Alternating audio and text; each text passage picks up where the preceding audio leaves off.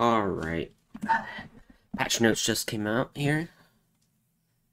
And I looked through these a little bit already, but honestly, kind of excited for this brand new patch. So first off, expansion pass added in. Honestly, really nice, really good at down there. We better see Inkopolis. Well, we knew it was coming though. So they also added on the ZNF gear brand, more stages. They added the 2 new specials. Well, we all knew this already, but this one's pretty good for Salmon Run. Prizes can be obtained by trading fish scales at Briscoe. Pretty nice. And then notification feature. I'm not really sure about the notification feature. That's something I'll have to poke around with. I've never used it before, so that's something to try to work on and see. We have Kraken Royale here. Transform into a huge cephalopod and attack by pressing the jump button. And then you can use the ZR button to form the charge attack. The charge attack is going to be really strong. The charge attack is honestly going to be really strong, and I'm interested in seeing what it does. Looking forward, it can be so strong, or it could be super weak. You are vulnerable for a moment before and after transforming, but you won't take any damage while transformed. So, we are probably still going to have the knockback option from Splatoon 1, where it had knockback, but it's going to be really interesting to see how Kraken changes up our current metagame. Super Chump added Scatter. Oh no, Aim and Scatter. So it seems like it's going to be like 10 missiles. Like a mix between 10 missiles and Bomb Rush. Decoys can be destroyed if hit with an attack. Yeah. So just a nerf Bomb Rush on how that looks. Decoys that aren't destroyed will explode. So, see, it does seem like a mix between Suction Bomb Rush and the missiles. New weapons to be added. I didn't really talk about much here, but I'm excited for the Tri-Slosher Tactical or Fizzy Bomb set. It allows it to have a more supportive option, which is what it really needs. It needs an aggressive and support option, which honestly, this covers that support option really well. Like, you have your Tacticooler, helps you push in and respawn faster, Fizzy Bomb, throw from range, plus Tri-Slosher in general really good against the short range shooters. That's been going wild. ZNF Charger is going to be strong right off the bat. Some leader players might drop leader to pick up this charger. Splash Wall helps protect it. Triple Ink Strike helps zone out opponents. Really good special for charger there. Elsewise, not really much I want to point out. Burst Bomb L3s might be pretty good. Held back a little bit by Stamp, but we'll get to that in a moment.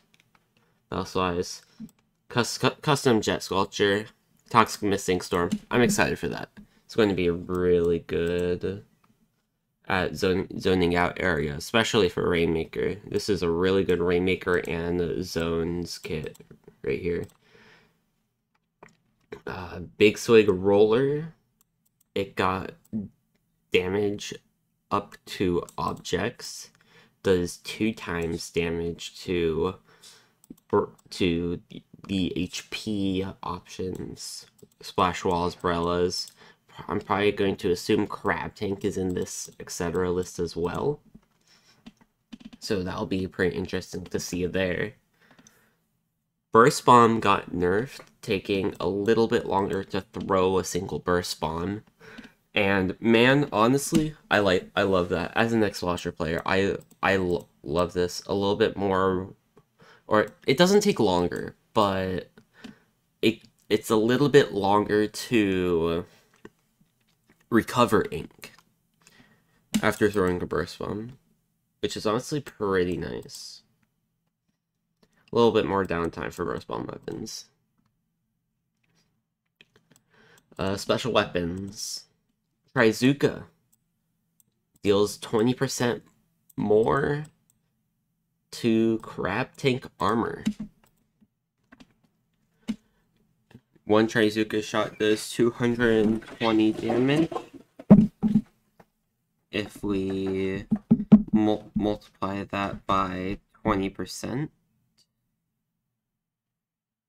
if I can do this right, so 220 multiplied by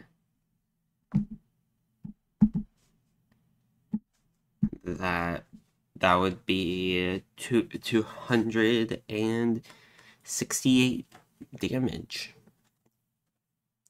which honestly 2 Zuga shots shreds the crap. So honestly really nice to see there. It's really good buff rather than 3 Zuga shots is 2. Whale buff for special power, where the scale is a little bit steeper, but it's a lot easier on the bottom end of special power. Inkjet, 2.5 times more damage. On base, Inkjet does 120 direct, multiply that by 2.5.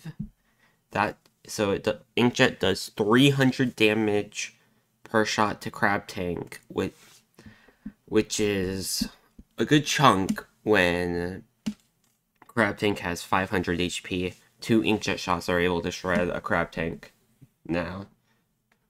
Ultra Stamp just purely shreds Crab Tank now. Ultra Stamp does 220. Now multiply that by 3 for a 3 times boost, as it gives 660 damage to objects, or to specifically Crab Tank, not objects.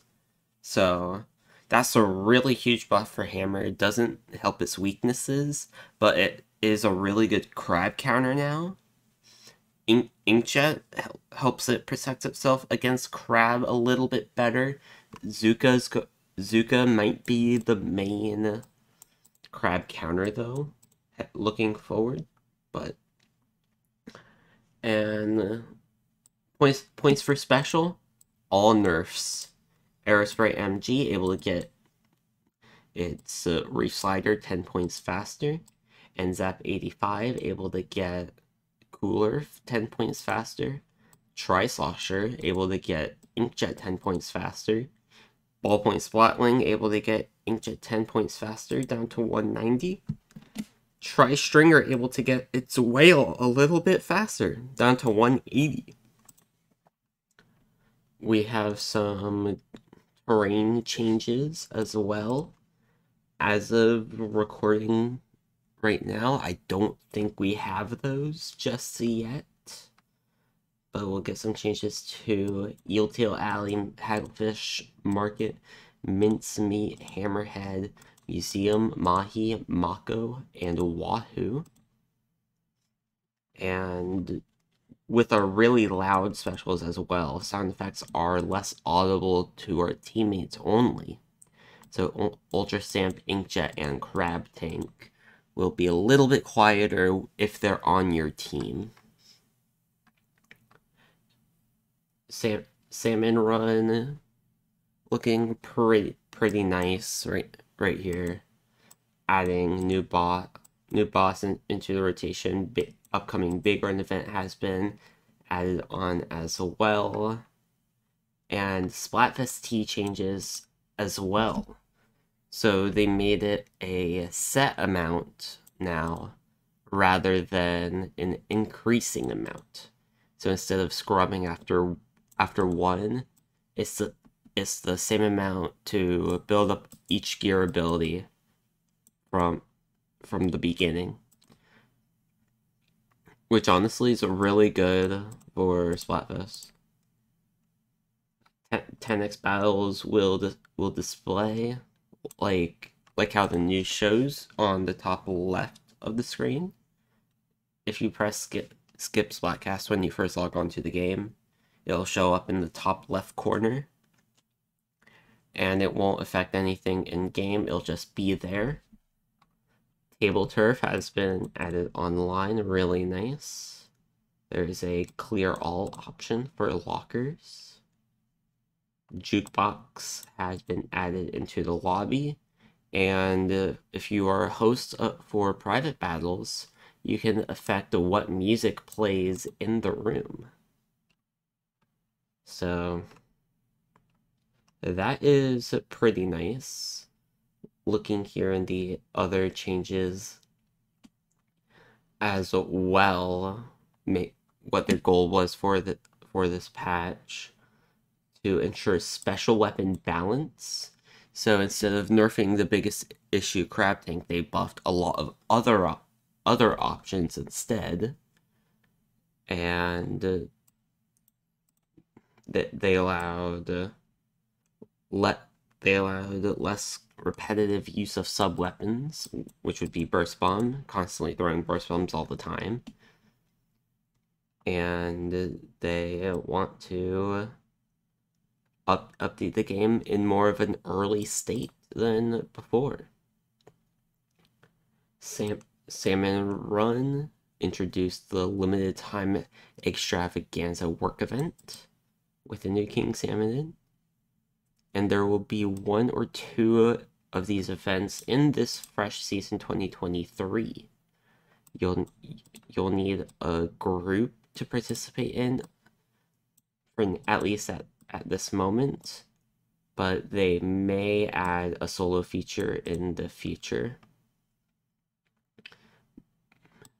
They added some improvements and bug fixes as well, and the next update will come on later at the end of March or the first half of April. So we won't have to wait a full month and a half for the next update. They plan on doing it a little bit sooner and try to get more updates out, probably going around our current meta and how slow things have been. But that's a quick look here at things. There's one thing over here that I want to point out, is that color lock has been slightly adjusted during tri-color battles. And let's see here. Yeah, that is pretty much it. Here's another one where you can earn more catalog points than usual during a week before the end of the season. So, hey, that's going to be exciting to look at heading up into this upcoming fresh season. And that was my opinions. I honestly think this is a really good patch, and hope to see faster updates, so we don't have to wait a full month and a half before we get something minor.